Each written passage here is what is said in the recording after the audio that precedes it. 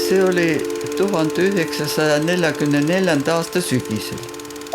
Tol päeval ma tulin mööda Kalevi tänavat, siis hakkasin tundma mingit niisugust magusat nagu õielõhna ja lõhn muutus sealt täiesti iiveldama panevaks. Aga siis tuli üks tüdruk meie koolist ja ma küsisin, et mis lõhn see võiks olla. Ja tema ütles, aga see on ju laibalõhn.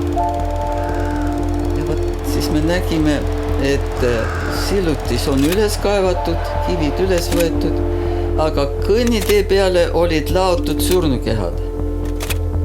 Neid oli seal 4 või 5. Siis, kui me õhtupoole koju läksime, siis oli sillutus juba peal ja ainult lõhn oli sinna järele jäänud.